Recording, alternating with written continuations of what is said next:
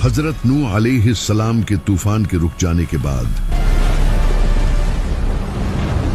हजरत नूह अलैहिस्सलाम अपनी फैमिली के साथ दोबारा जमीन पर अल-अहकाफ नामी जगह पर रहने लगे, जो आज के टाइम में यमन और ईरान है।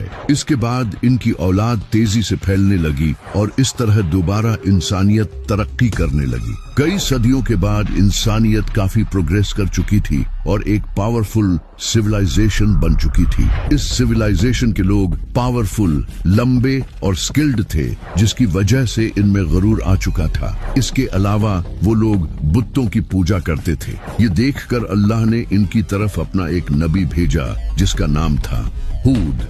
हजरत हूद अलैहिस्सलाम ने इन लोगों को अल्लाह के दीन की दावत दी और इन्हें एक अल्लाह की इबादत करने का हुक्म दिया, लेकिन इन लोगों ने हजरत हूद अलैहिस्सलाम की बात मानने से इनकार कर दिया, क्योंकि उस वक्त के लोगों का कद काफी लंबा होता था और उन्होंने बहुत बड़ी बड़ी बिल्डिंग्स बना रखी थी, जिसकी वजह से वो खुद को बहुत पावरफुल समझते थे। उन्होंने हजरत हूद अलैहिस्सलाम से कहा, हमसे ज्यादा पावरफुल भला कौन हो सकता है, और उल्टा हजरत हूद पर इल्जाम लगाने लगे कि ये तो हमारी तरह का एक आम इंसान है। इसके बाद हजरत हूद अलैहिस्सलाम ने इन्हें अल्लाह के अजाब से वार्न किया, लेकिन वो कहाँ मानने वाले थे। तो हजरत हूद अलैहिस्सलाम ने कहा, अब तुम लोग इंतजार करो और मैं भी इंतजार करता हूँ, क्योंकि बहुत जल्द तुम पर एक बड़ा अजाब आने वाला है। 1992 जब नासा की एक सैटेलाइट ने अरेबियन पेनिनसुला की कुछ इमेजेस कैप्चर की, जिनसे एक लॉस्ट सिटी डिस्कवर हुआ, जो मोस्ट लाइकली कौमे आद का सिटी इरम था,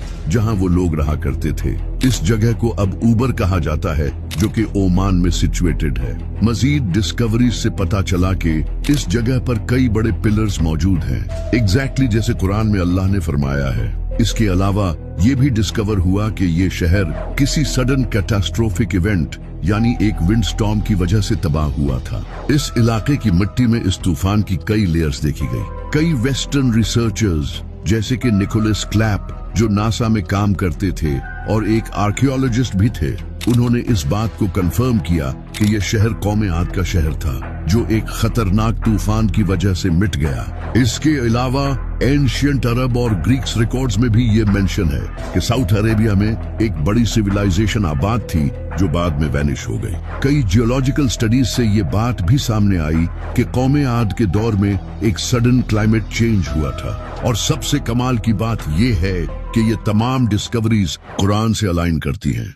कौमे आद की तबाही के बाद हजरत हूद अलैहिस्सलाम अपने फॉलोअर्स को लेकर एक नई जगह शिफ्ट हो गए, जो आज के दौर में सऊदी अरब में अल उला नामी जगह है। ये लोग वहाँ आबाद हो गए और पहाड़ों में अपने घर बनाने लगे। वक्त गुजरने के साथ साथ एग्जैक्टली कौमे आद की तरह ये लोग भी तरक्की करने लगे और दौलत और टेक्नोलॉजी में आगे बढ़ने लगे और आहिस्ता आहिस्ता गुरूर में मुब्तला हो गए। अल्लाह का शुक्र अदा करने की बजाय ये लोग एक अल्लाह को छोड़कर बुतों की पूजा करने लगे। ये देखकर अल्लाह ने इनकी तरफ अपना एक और नबी भेजा, जिसका नाम था सालेह। हजरत सालेह अलैहिस्सलाम ने इन लोगों को बुतों को छोड़कर सिर्फ एक अल्लाह की इबादत करने की दावत दी, लेकिन कौमे समूद ने इनकी बात मानने से इनकार कर दिया और हजरत सालेह अलैहिस्सलाम से कहा, तुम झूठे हो, जादूगर हो। अगर तुम सच्चे नबी हो तो इस पहाड़ से एक ऊंटनी निकाल कर दिखाओ। अल्लाह ने हजरत सालेह अलैहिस्सलाम की नबूवत को प्रूव करने के लिए इनका ये मूजिजा कबूल फरमाया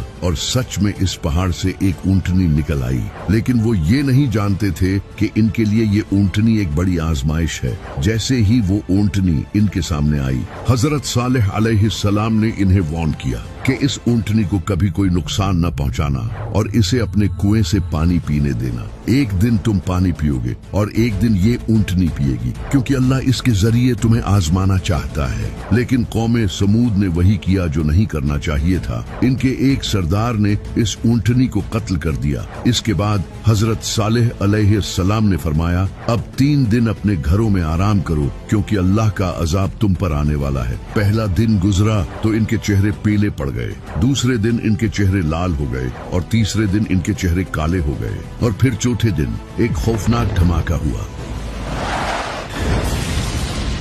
और एक खतरनाक जलजले ने इन्हें प्रॉपर तबाह कर दिया। इसके बाद हजरत सालेह अलैहिस्सलाम अपने फॉलोअर्स के साथ शहर छोड़कर चले गए। शहर छोड़ने से पहले उन्होंने अपनी कौम की तरफ मुंह करके कहा, ऐ मेरी कौम, मैंने तुम्हें अल्लाह का पैगाम पहुंचा दिया था, लेकिन तुमने हक को कबूल नहीं किया। सऊदी अरब में मदाइन साले नाम की एक जगह है जहां कभी कौमे समूद रहा करती थी। यहाँ पत्थरों से 80 से ज्यादा मॉन्यूमेंटल टूम्स बनाई गई थी। जब इस जगह को स्टडी किया गया तो पता चला कि यह जगह सडन इवेंट से डिस्ट्रॉय हुई थी, एग्जैक्टली जैसे अल्लाह ने कुरान में फरमाया है। नबी सल्लल्लाहु अलैहि वसल्लम ने इस जगह की कोई भी चीज खाने या पीने से मना फरमाया था। आप सल्लल्लाहु अलैहि वसल्लम ने फरमाया था, उन लोगों की जगहों में एंटर मत हो जिन्होंने अपने ऊपर जुल्म किया, वरना तुम्हें भी वही सजा दी जाएगी जो उन्हें दी गई थी। इसी वजह से आज भी लोग इस जगह पर रहने से डरते हैं, कहीं इन पर भी वैसा ही अजाब न आ जाए जैसा कि कौमे समूद पर आया था।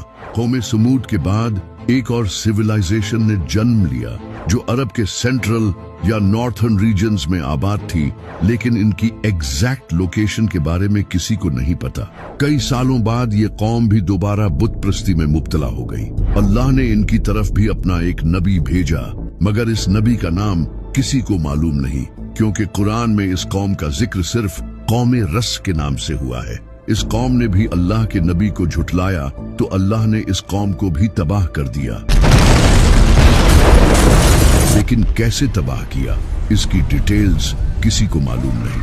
सऊदी अरब के अल कसीम प्रोविंस में एक टाउन है जिसका नाम है अल रस, जिसके बारे में कई स्कॉलर्स का कहना है कि ये रस सिविलाइजेशन का शहर था, लेकिन इससे रिलेटेड कोई मेजर आर्कियोलॉजिकल एविडेंसेस नहीं है। जबकि कुछ इस्लामिक हिस्टोरियंस का कहना है कि कौमे रस सेंट्रल अरेबिया के नजद रीजन में रहती थी, जहाँ कई ड्राइड आउट वाटर रिसोर्सेज हैं। क्योंकि ये जो नाम है रस, इसमें रस का मतलब अरबी में कुआं होता है, जिससे ये पता चलता है कि ये कौम कुओं के पास रहती थी। तो इस वजह से ये हो सकता है कि ये सिविलाइजेशन यहाँ रहती हो। जबकि कुछ रिसर्चर्स का कहना है कि कौमे रस कौमे समूद या फिर नबातियन ट्राइब का ही एक ग्रुप था जो अरेबियन पेनिनसुला और जॉर्डन में रहती थी, क्योंकि नबातियन ट्राइब अपने एडवांस वाटर मैनेजमेंट सिस्टम के लिए जानी जाती थी, जिस तरह कौमे रस को कुरान में डिस्क्राइब किया गया है। अगर हम साइंटिफिक एविडेंसेस को ढूंढें तो अगर कौमे रस नेचुरल डिजास्टर से डिस्ट्रॉय की गई थी तो इसके कई जियोलॉजिकल एविडेंसेस जरूर पाए जाने चाहिए। अरब में कई अर्थक्वेक्स और वॉल्केनिक इरप्शन हिस्ट्री में हो चुके हैं। अरेबियन प्लेट्स की वजह से कई अर्थक्वेक्स आए हैं जिससे लैंड कोलैप्स हो चुकी है। तो हो सकता है कि ये कौम भी इसी तरह तबाह हुई हो। इसी तरह अरब में कई सिविलाइजेशन ड्राउट्स की वजह से तबाह हो चुकी हैं, तो हो सकता है कि ये कौम भी इसी तरह तबाह हुई हो। इसी तरह अरब और जॉर्डन में ऐसी लॉस्ट सिविलाइजेशंस के कई साइंस पाए गए हैं जो कि सडनली गायब हो गई थी, तो ये भी उनमें से हो सकती है। इसके बाद एक नई सिविलाइजेशन कायम हुई जिन्हें कुरान में कौमे तुबा के नाम से मेंशन किया गया है। कौमे तुबा एक्चुअली यमन के रहने वाले हिमयाराइट किंग्स थे। हिमयाराइट कई सदियों से यमन पर हुकूमत कर रहे थे। ये लोग अपनी दौलत और ताकत की वजह से जाने जाते थे। तुबा के कुछ बादशाह नेक और अल्लाह पर ईमान रखने वाले थे, जबकि कुछ बुत परस्ती और करप्शन करते थे। इनके एक बादशाह का नाम असद अबू करब था, जो कि एक नेक बादशाह हुआ करता था और हजरत इब्राहिम अलैहिस्सलाम के दीन पर था। नबी सल्लल्लाहु अलैहि वसल्लम ने फरमाया, तुबा को बुरा मत कहो क्योंकि इसने इस्लाम कबूल कर लिया था।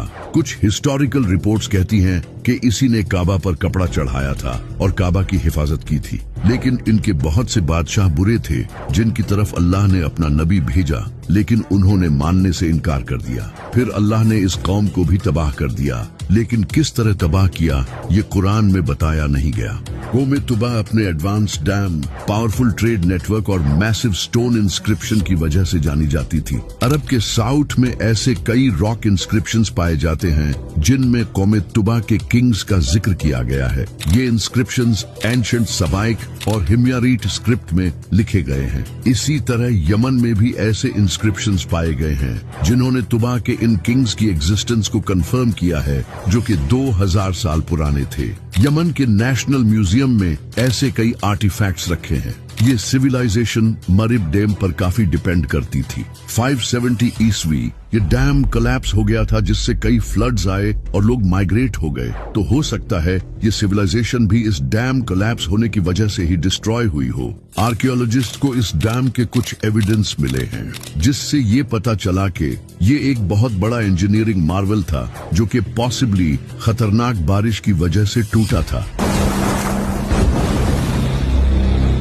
इसके अलावा कुछ रिपोर्ट्स कहती हैं कि आर्कियोलॉजिस्ट्स को यमन में बड़ी कब्रें मिली हैं, जो कि किसी अचानक से हुई तबाही की तरफ इशारा करती हैं। अब ये जितनी भी कौमें थी, ये सब अरब में रहती थी और इनमें से बहुत सी कौमों के रिमेन्स तो आज भी अरब में मौजूद हैं। लेकिन ये सब हमें आज पता है, लेकिन आज से 1400 साल पहले लोगों को ये नहीं पता था। इसी वजह से अल्लाह ने 1400 साल पहले कुरान में फरमाया था, तुम जमीन घूम कर देख लो कि जिन लोगों ने हमें झुटलाया था उनका अंजाम किया हुआ। अब क्या नबी सल्लल्लाहु अलैहि वसल्लम जमीन घूमकर ये सब खुद से कुरान में लिख सकते हैं? नॉट एट ऑल, बल्कि ये कुरान तो मेरे रब की तरफ से हक है। कौमे तुबा के बाद एंट्री होती है हजरत इब्राहिम अलैहिस्सलाम की।